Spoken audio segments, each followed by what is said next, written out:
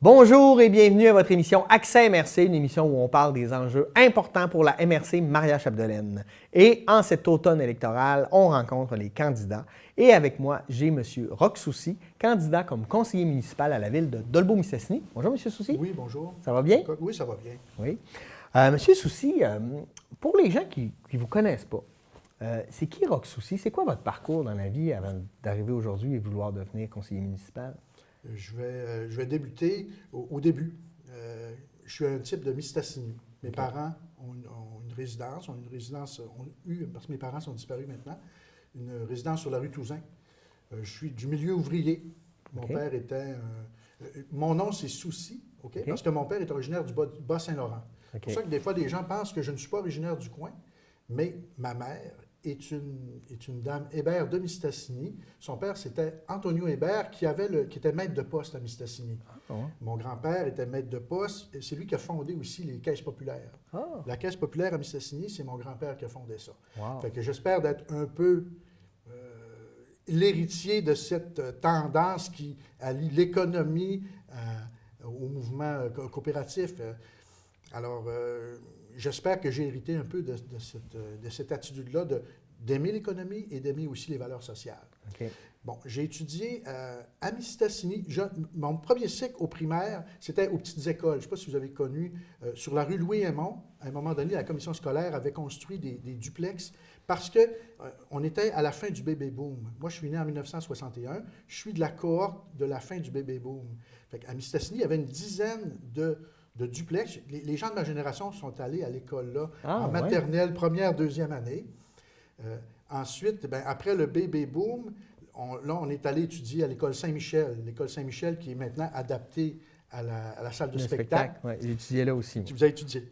J'avais étudié à cet endroit-là. Ensuite, à la fin de mon primaire, j'étais à l'école Étienne-Marie. À l'école Étienne-Marie, c'est l'édifice qui est à côté du bureau de poste à Mistassini. Oui. C'est là où j'ai appris à patiner. Parce que la patinoire de la ville de Mistassini était derrière l'école Étienne-Marie. J'ai appris à patiner là. Je ne sais pas si ça va me servir en politique de savoir patiner, mais en tout cas, probablement que ça va m'aider un peu. Mais ce n'est pas le patin artistique que je faisais. C'était dans le but d'apprendre à jouer au hockey. Fait que, en réfléchissant justement à qui nous sommes, souvent on voit que la vie qu'on mène est intimement liée à l'évolution de la ville. Tu vois, moi je suis du baby-boom, j'ai étudié...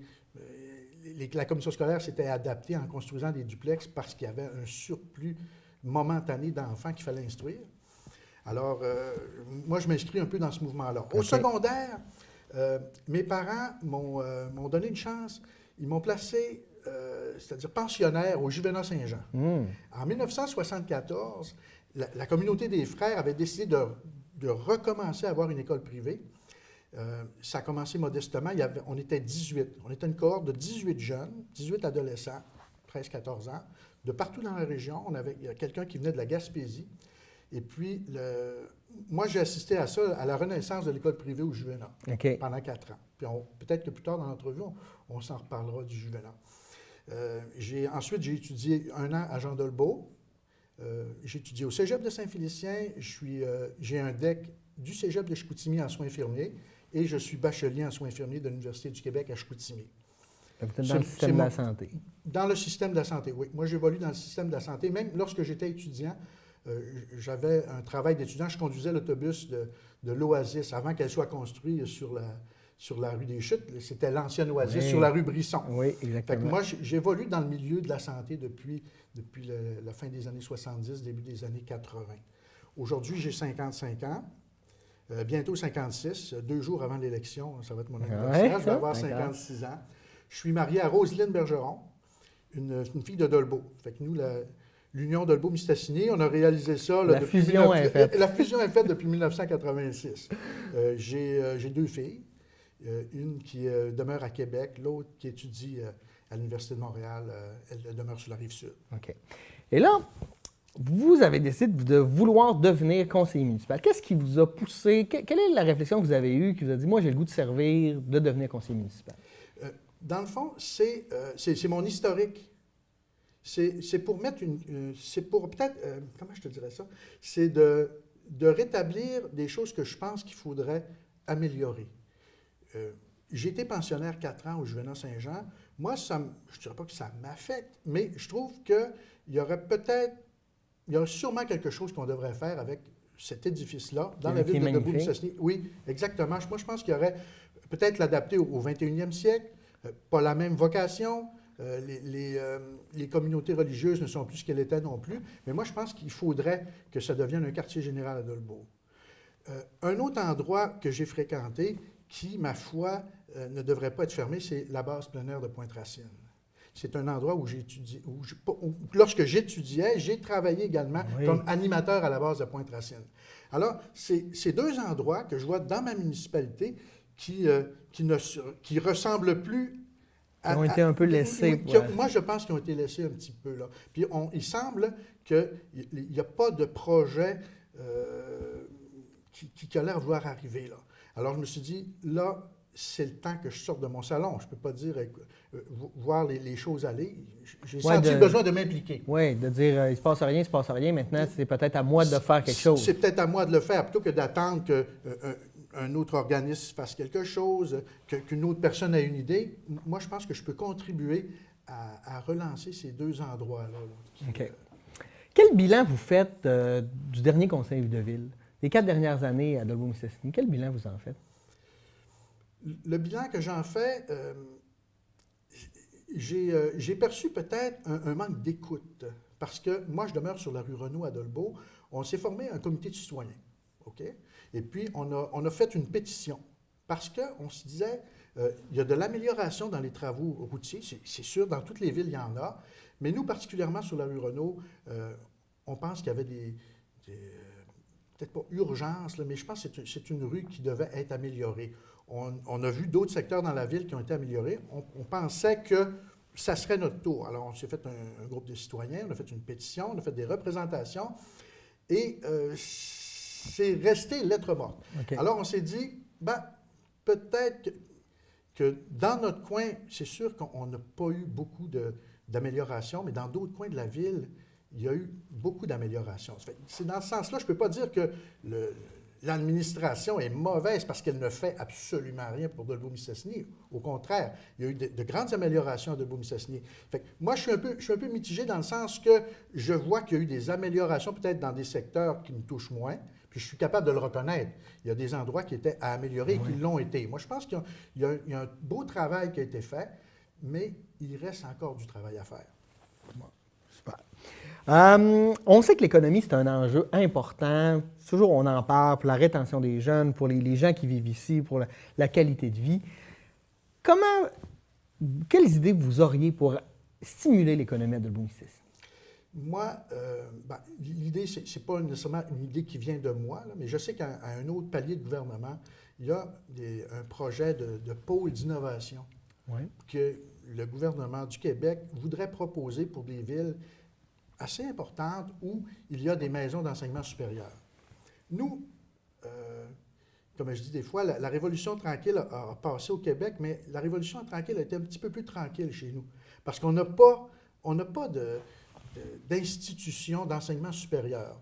Moi, je pense que cette lacune-là pourrait être comblée. Historiquement, on a failli avoir le cégep qui est à Saint-Félicien, c'est très bien. On n'a pas de sous-centre du cégep à Dolbeau, mais j'ai comme une idée, là. Comprenez-vous? Moi, en ayant fréquenté le Juvénat, en étant pensionnaire là, puis en voyant le lieu, hein, c'est un lieu d'enseignement, c'est un lieu où il y avait une bibliothèque, c'est un lieu où il y a du gymnase.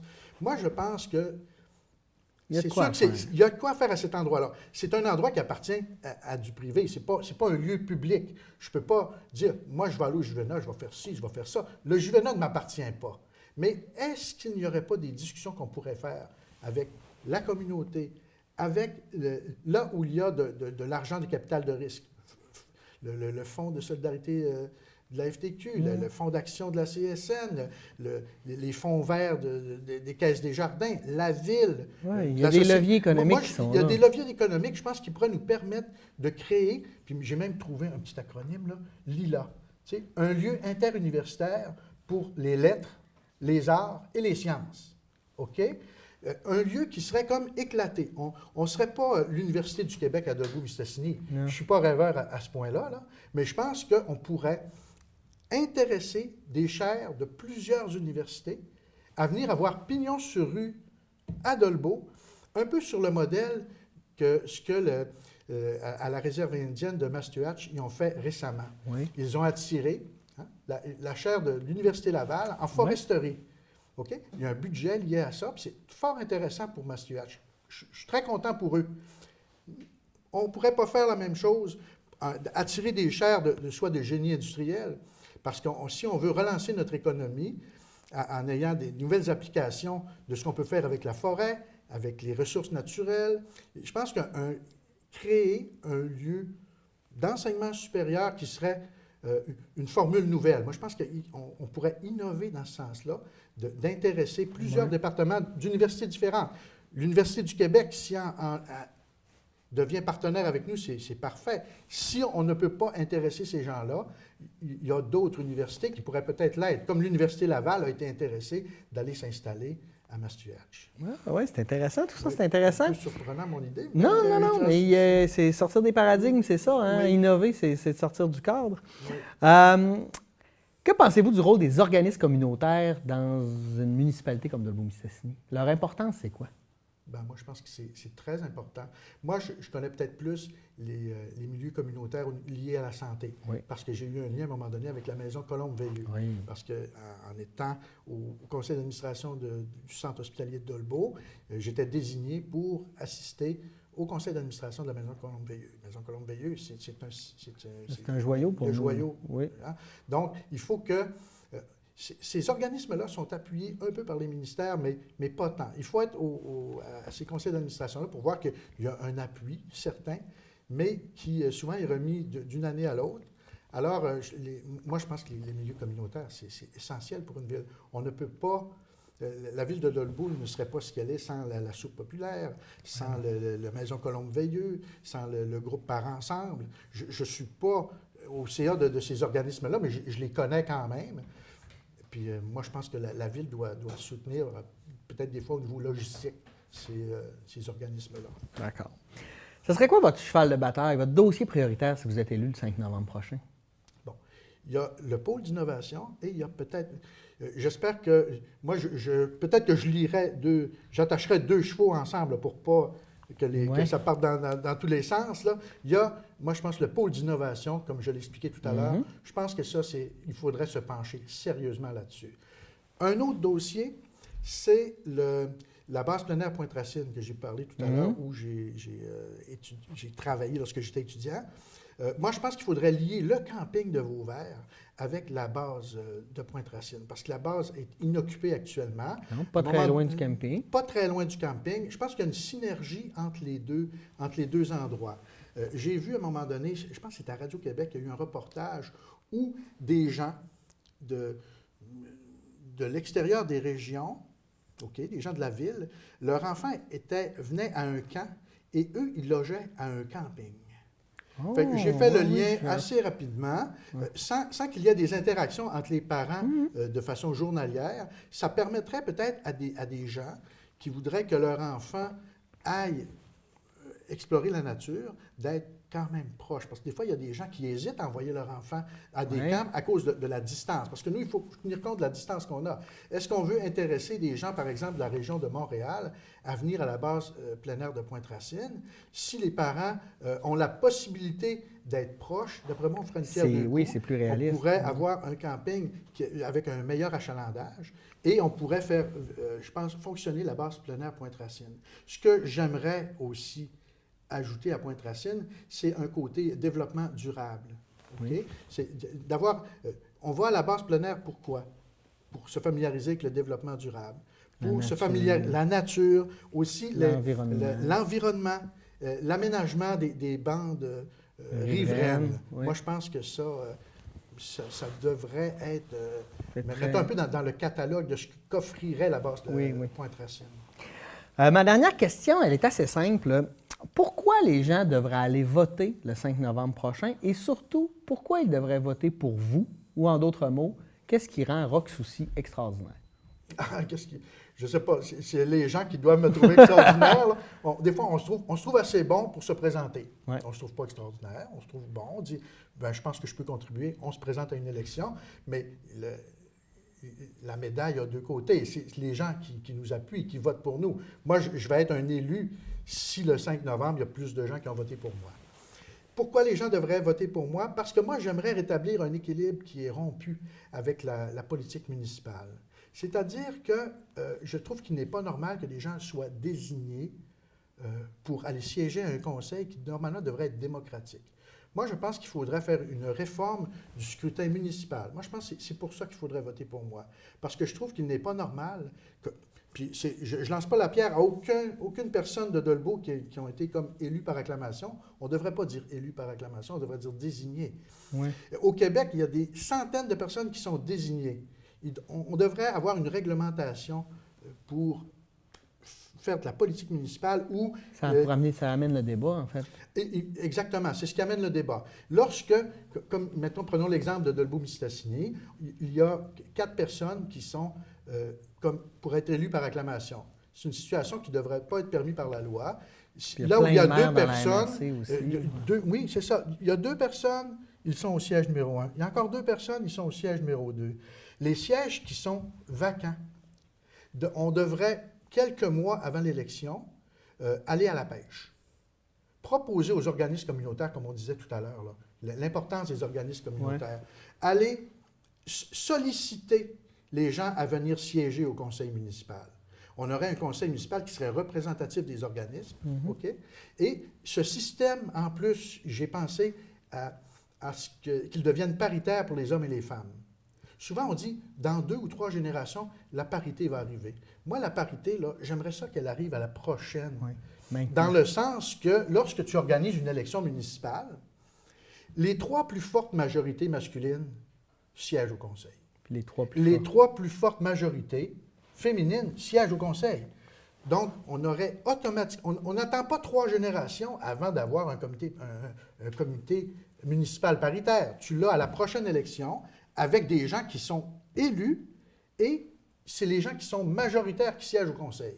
Moi, je pense que c'est une façon nouvelle, innovatrice, parce que souvent, l'Occident va combattre dans des endroits pour dire « établissons la démocratie ». Puis moi, je pense qu'ici, elle est menacée. Comprends-tu? Oui, je comprends très bien. J'ai imaginé ce système-là au niveau municipal.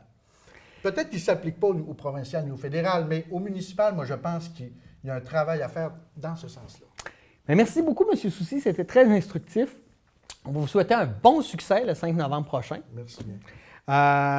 Donc, merci d'avoir été là. Merci d'avoir été des nôtres et de nous avoir écoutés. Nous, on se dit à la semaine prochaine pour une nouvelle édition d'Accès et merci. Bonne semaine.